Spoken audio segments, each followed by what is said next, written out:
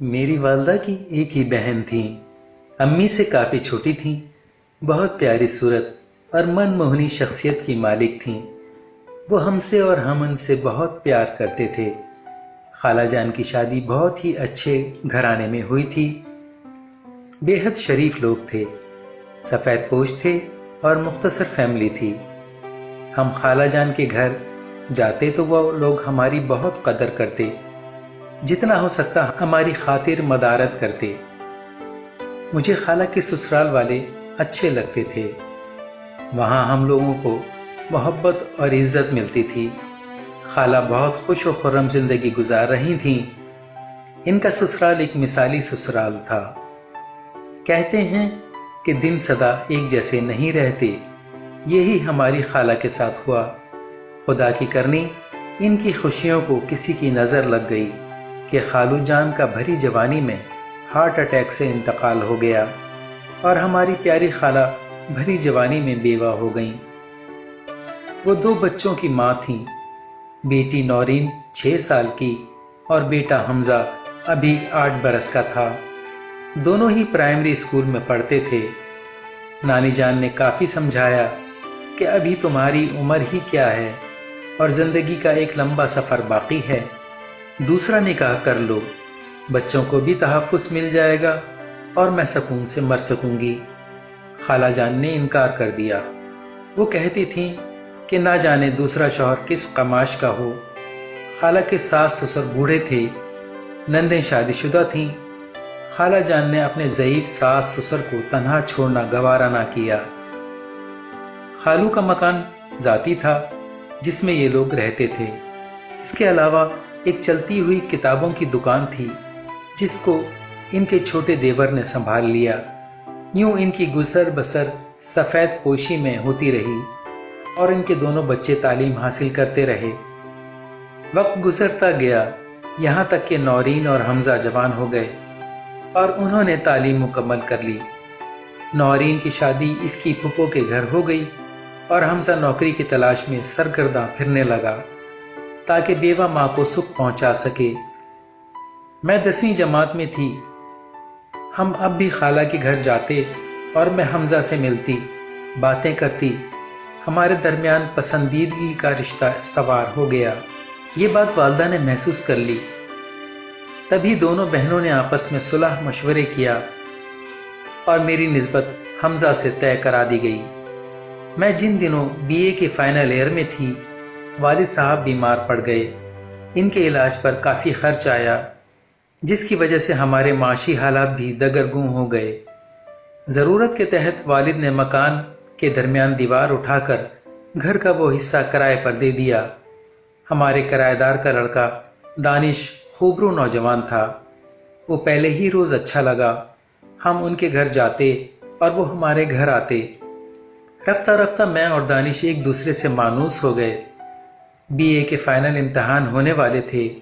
इम्तिहान की तैयारी के लिए मैं अपनी एक क्लास फेलो ज़ेबा के घर रोज शाम को जाने लगी। इसका घर हमारे मकान के अक़ब में था।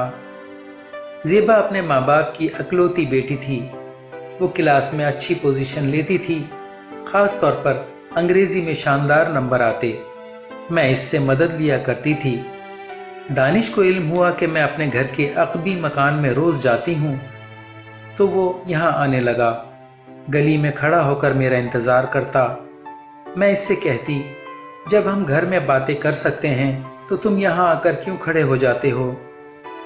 बिलाखिर इसने बता दिया कि इस गली में एक मकान है जो खाली पड़ा हुआ है। इस घर की चाबी मेरे पास है। कभी कभी हम दोस्त यहाँ गपशप करने बैठते हैं। यहाँ मैं अपने दोस्तों का इंतजार करता हूँ। मकान के मालिक अब्बू के दोस्त हैं जो इन दिनों बैरून मुल्क गए हुए हैं। मकान की चाबी अब्बू को दे गए हैं। मैं कभी कभी वो चाबी इनकी अलमारी से उठाकर यहाँ आ जाता हूँ। इस दौरान हमारे एक पड़ोसी ने, जो अब्बू के बहुत अच्छे दोस्त थे, उन्होंने मुझे और दानिश को गली में बातें करते देख लिया। उन्होंने अब्बू को बता दिया कि आपकी बेटी रोज पिछली गली में आपके किराएदार के बेटे से मिलती है। मैंने खुद दोनों को वहां अपनी आंखों से देखा है।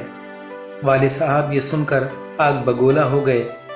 उन्होंने किराएदार को फौरी तौर पर मकान खाली करने का नोटिस दे दिया और मेरा भी ज़ेबा के घर जाना बंद कर दिया।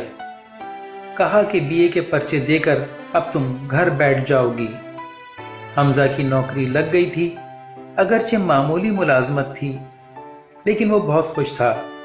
अब खाला हमारे घर बार बार आने लगी। वो शादी की तारीख लेने आती थीं। इनके सास ससुर बूढ़े और बीमार थे।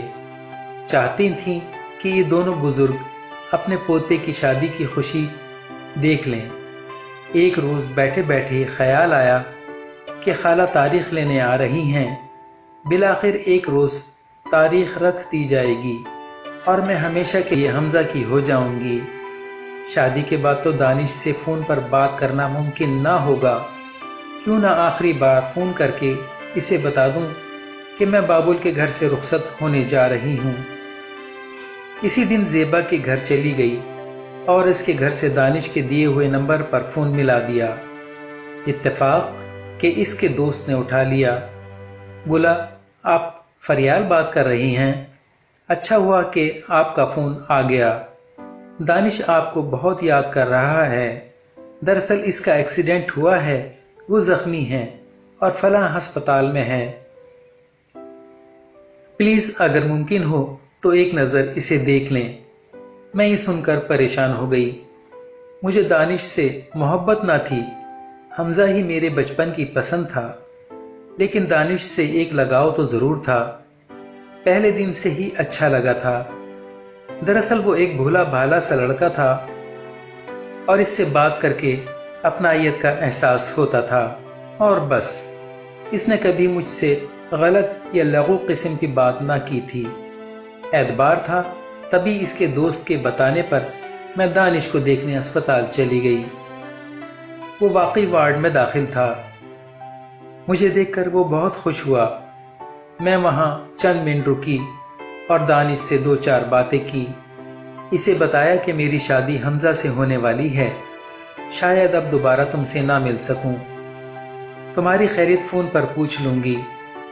जब अस्पताल से जाने लगी तो उसके दोस्त ने कहा, आप पैदल मत जाइए, मैं आपको जहां कहती हैं पहुंचा देता हूं। मैं चली जाऊंगी रक्षा लेकर, मैंने कहा तो दानिश बोला, साबिर के साथ चली जाओ, ये तुमको घर के पास उतार देगा। यहां से रक्षे पर कैसे जाओगी?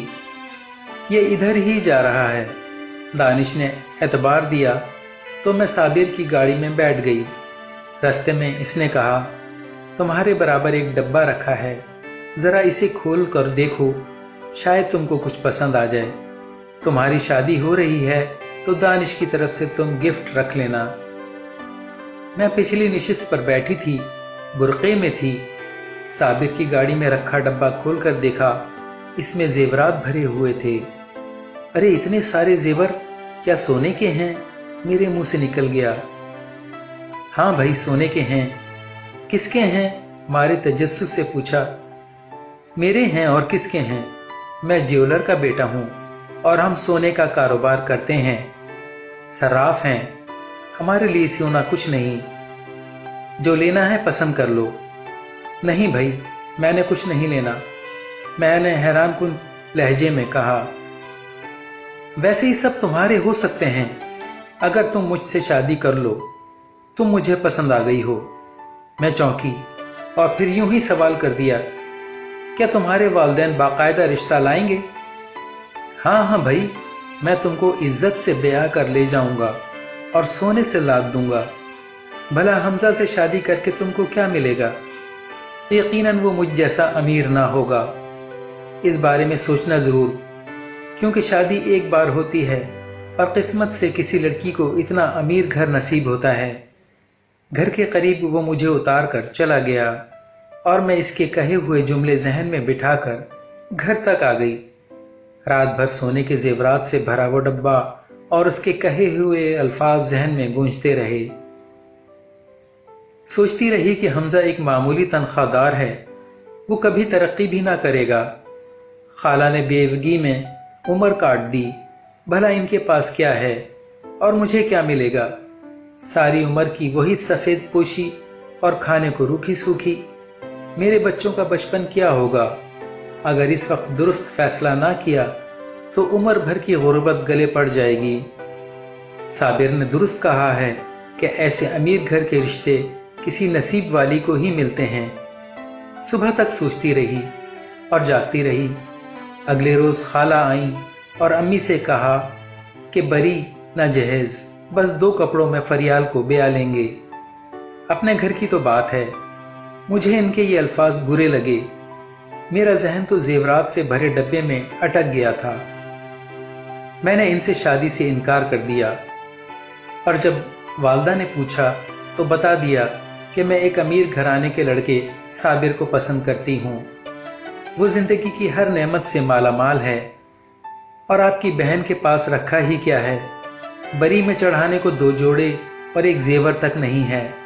ماں نے کہا، جہاں شادی کرنا چاہتی ہو ان لوگوں سے کہو کہ رشتہ لے آئیں، میں پھر فیصلہ کروں گی۔ میں نے صابر کو فون کر کے خوشخبری سنا دی۔ وہ تو نہال ہو گیا۔ 2 دن بعد اپنی بڑی سی گاڑی میں ماں کو لے آیا۔ امی نے گھر دیکھنے کی فرمائش کی تو انہوں نے گھر دکھایا۔ گھر کیا تھا، گویا ایک نواب کا شاندار محل تھا۔ اعلیٰ ترین فرنیچر، مخملی پردے، کیا شے نہیں تھی ان کے گھر میں۔ والدہ تو ان کی عمارات دیکھ کر بس دنگ رہ گئیں۔ والد بیمار رہنے لگے تھے، ریٹائرمنٹ لے چکے تھے۔ انہی دنوں ان کا انتقال ہو گیا تو والدہ میرے لیے فیصلہ کرنے میں آزاد ہو گئیں۔ انہوں نے میری خوشی کے لیے اپنی بہن کے مفلس بیٹے کا رشتہ رد کر دیا۔ بہن ان کو بہت پیاری تھی، لیکن اولاد سے زیادہ پیاری نہیں تھی۔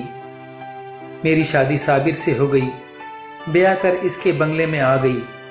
بہت خوش تھی، اپنی قسمت پر نازہ رہنے لگی کہ واہ، اتنے سارے زیورات میرے پاس تھے کہ جن کا تو عام عورت تصور بھی نہ کر سکتی تھی۔ 6 ماہ خوشیوں بھرے گزرے۔ اس قدر عیش و آرام کب سوچا تھا۔ صابر سے شادی پر کوئی پچھتاوا نہ ہوتا تھا کہ حمزہ سے شادی نہ کر کے خوش تھی اور خود کو عقل مند سمجھتی تھی کہ بروقت فیصلہ کر کے اپنی قسمت جگا لی۔ مجھے نہیں معلوم تھا کہ یہ 4 دن کی چاندنی ہے۔ انسان کو وہی ملتا ہے جو نصیب میں ہوتا ہے۔ دولت ملی تو مگر خالہ کی سفید پوشی میں جو محبت اور شرافت تھی وہ نہ ملی۔ شادی کے 6 ماہ بعد ایک روز پولیس نے ہمارے گھر پر چھاپا مارا اور وہ صابر کو پکڑ کر لے گئے۔ تب پتہ چلا کہ وہ تو ڈکیت ہے اور اس کا تعلق ڈکیتی کرنے والے ایک گروہ سے ہے۔ گھر میں زیورات اور سارا کچھ چوری کا تھا۔ صابر کو جیل ہو گئی اور سامان پولیس نے ضبط کر لیا۔ اب پتہ چلا کہ اتنی دولت کہاں سے آئی تھی۔ آج نہ میں محفوظ ہوں اور نہ میری اولاد محفوظ ہے۔ صابر جیل سے رہا ہو کر بھی نہ سدھرا۔ میں نے پچھتاوے سے دامن بھر لیا ہے کہ خالہ کی شرافت اور سفید پوشی سونے سے زیادہ قیمتی تھی۔